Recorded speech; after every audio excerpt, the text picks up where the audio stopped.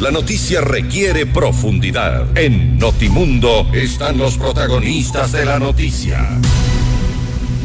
Estamos en este momento ya en contacto con Cristian Zurita, periodista de investigación, para hablar sobre este reportaje que han presentado hace poco, Periodismo de Investigación, sobre las cocinas de inducción chinas. ¿Fue o no un fracaso este proyecto? Le consultamos enseguida a propósito de algunos datos interesantes que se reportan en esta publicación. Cristian, muy buenas noches, bienvenido.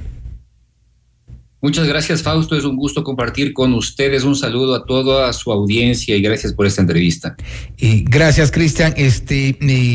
Lo que se plantea en el reportaje es básicamente el objetivo de las cocinas de inducción de entregar estas 342,000 cocinas, de importar, de hacer incluso una producción nacional en su momento. ¿No se cumplió definitivamente? En cifras claras y duras, lo que entendemos es que hubo 3 contratos por 342,000 cocinas de inducción. Unas cocinas completas, otras simplemente encimeras, ¿ya? Y de este número, 342,000, de lo que se tiene registro, es que apenas se entregaron en proyectos, en programas del Estado entre 2015 hacia adelante. Debemos entender que tiene que ser desde mediados de 2016 en adelante. Apenas se entregaron un promedio o se entregaron en concreto 62,572 cocinas, ¿sí? Uh-huh. Y pues a eso habría que agregar un monto aproximado de cocinas que se dañaron, que son como 4,428. Entonces, estamos hablando que no pasaron más allá de 68,000 cocinas efectivamente entregadas frente a las 342,000. Significa que el monto es enorme y no hemos podido todavía clarificar cuál es el monto exacto de cocinas que se encuentran embodegadas, ¿sí?, en poder de CENEL a través de la famosa unidad de eficiencia energética, que es la que tenía que llevar estos programas. Un proyecto que ya tuvo en su momento cuestionamientos por parte de Contraloría General del Estado y sin duda creo que el tema más alarmante es que no se llegó a un número al menos cercano al 50% de estas 342,000 cocinas de inducción. En los informes de Contraloría que ustedes lograron revisar, ¿qué se cuestionaba en principio? ¿Qué de esto se ha logrado solventar? De acuerdo, normalmente la Contraloría da sus recomendaciones, pero ¿algo de esto se solucionó? Bueno, prácticamente no se ha solucionado nada. El programa, hay que hacer un poco de historia, porque el programa tenía previsto importar aproximadamente 1 millón de cocinas de inducción, ¿sí? El número real que se logró es de 342,000. Sobre esas apenas se entregaron 62,000 y algo más, es decir, no menos de un 30% en realidad. Y el resto de inconvenientes se ha generado primero porque debía existir un proyecto o un proceso de chatarrización de las cocinas, es decir, el Estado le entrega una cocina de inducción, ¿sí?, a un ciudadano y a su vez, como una muestra de pago, entrega su cocina de tipo gas o de otro tipo y pues esta era chatarrizada y a su vez recibía, por ejemplo, como parte de pago los tanques de gas. Esos tanques de gas, por ejemplo, que eran un monto de aproximadamente 4,000 tanques, desaparecieron, ¿sí? No es que se chatarrizaron, es que desaparecieron, ¿sí? Y lo que ha dicho Contraloría es que dentro del proceso de bodegaje, ¿sí?, se han identificado una serie de errores y de omisiones con respecto a la condición de las cocinas, independientemente del proceso de contratación, ¿sí? Porque eso es otro tema. Recordemos que esto se trata de deuda, ¿sí? Y esta deuda está directamente relacionada a un crédito de aproximadamente $250 millones que con el Eximbank de China, a través del Eximbank, el Banco de Importaciones y Exportaciones de China, ¿sí? Uh-huh. De tal manera que hay una gran cantidad de información, ¿sí?, que pasa por los temas de gestión que Contraloría pues ha dejado en evidencia y por esta falta o incapacidad de colocar en los ciudadanos este número de cocinas para que efectivamente puedan entrar a servir.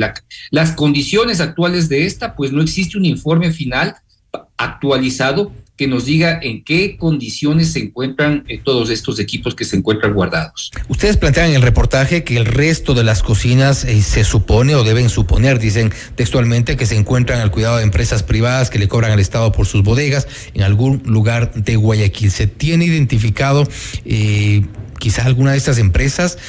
¿Será alguna bodega estatal de pronto? Porque sería un monto importante el que se haya pagado por bodegaje. Son una gran cantidad de cocinas.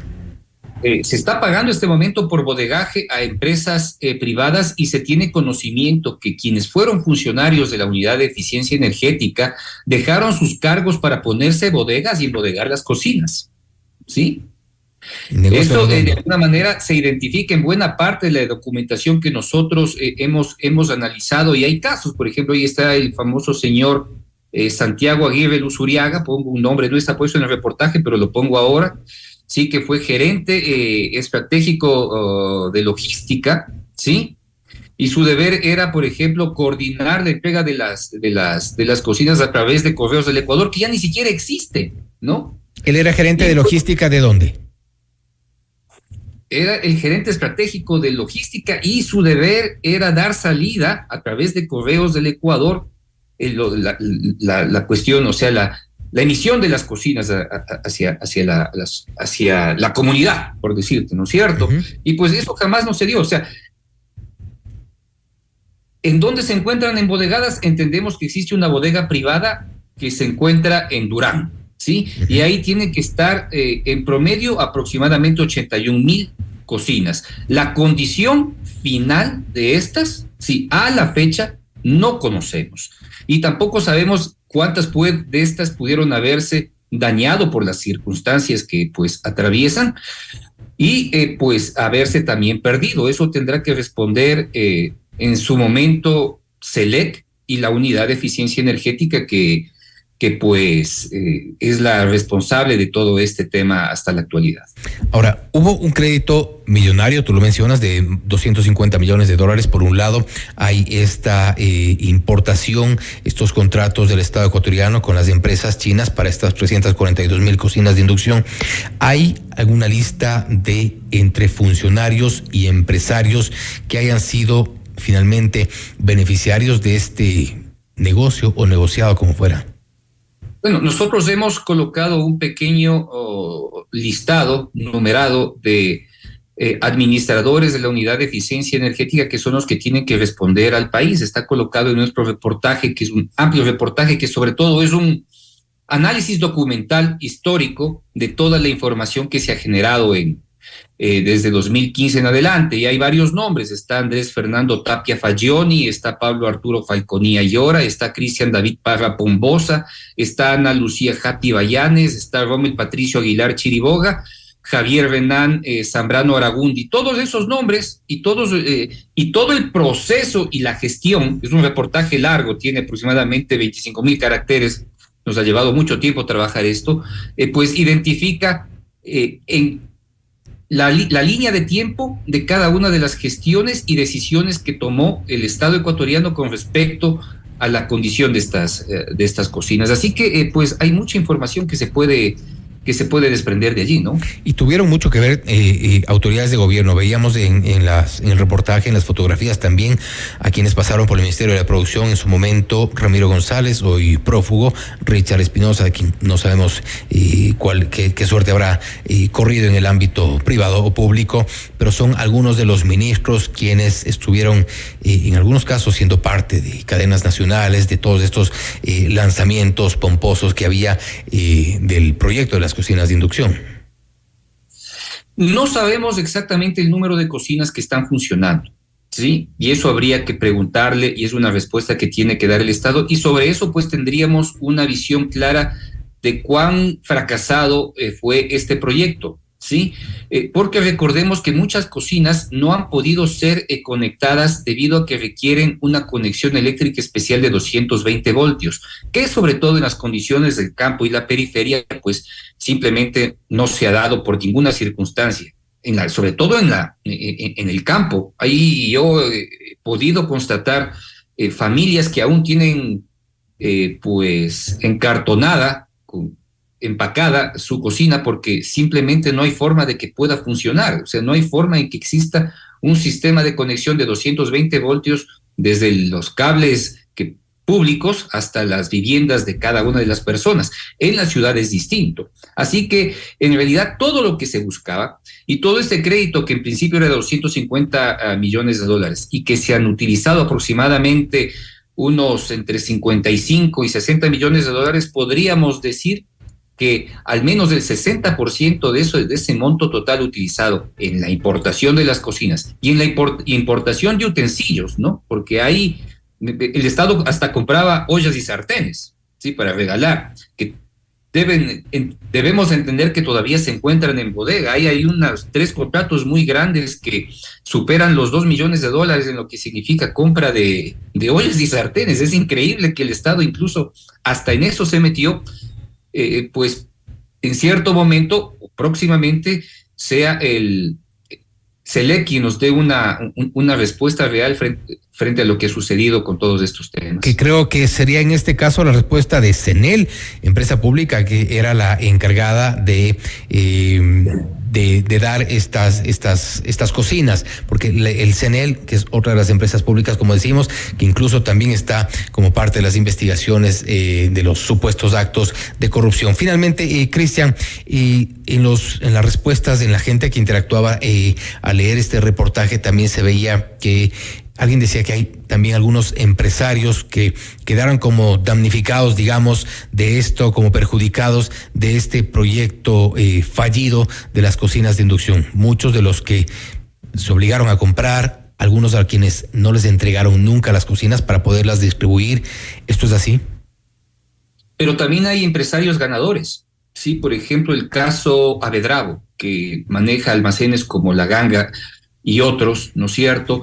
También ensambló cocinas de inducción y se las entregaron, ¿sí?, a la sociedad a través de la planilla eléctrica para el pago de las mismas. Es decir, no era un regalo, era una venta. Y hay ecuatorianos aún, sobre todo en el campo, que aún pagan a través de la planilla eléctrica esas cocinas que nunca funcionaron. Entonces, si bien, o sea, yo no creo que pueda existir empresarios damnificados cuando efectivamente tienen la capacidad de armar grandes cantidades de cocinas de inducción, ¿no es cierto? O sea, buena parte de ellas tienen que haberse entregado bajo este modelo, que lo hicieron sobre todo en el gobierno de Lenín Moreno, ¿sí? Es decir, el costo que significó para el Estado la deuda simplemente se embodegó y lo que se dio paso es a la entrega de las cocinas que estaban ensamblando las empresas privadas, ¿sí? Eso efectivamente hay mucha información generada sobre todo a nivel de la Defensoría del Pueblo, donde se identificaba que en el número de ecuatorianos se negaban a pagar la planilla de luz porque simplemente ahí se les cobraba el costo de una cocina que nunca pudieron usar y que prácticamente les vendieron o les entregaron bajo engaños. Increíble, esperemos que haya resultados. Seguramente vamos en el seguimiento a este reportaje, esta denuncia, pedir también explicaciones a la Corporación Nacional de Electricidad, al CENEL, que es una de las empresas públicas señaladas precisamente por supuestos actos de corrupción. Cristian, gracias por haber estado con nosotros. Un gusto, Fausto. Buenas noches. Gracias. Ha sido Cristian Zurita, periodista de investigación, hablando sobre las cocinas de inducción chinas, una denuncia que ha circulado hace poco a propósito de este gran proyecto que fue lanzado en su momento, en 2015, para la entrega de cocinas de inducción a los ciudadanos. 55.35 millones de dólares de 3 contratos para la entrega de 342,000 cocinas de inducción. Solo 62,500 fueron entregadas, muchas en bodegas. Y por algunas de esas bodegas el Estado sigue pagando el bodegaje. Denuncia de periodismo de investigación. Esto es Notimundo Estelar, siempre bien informados.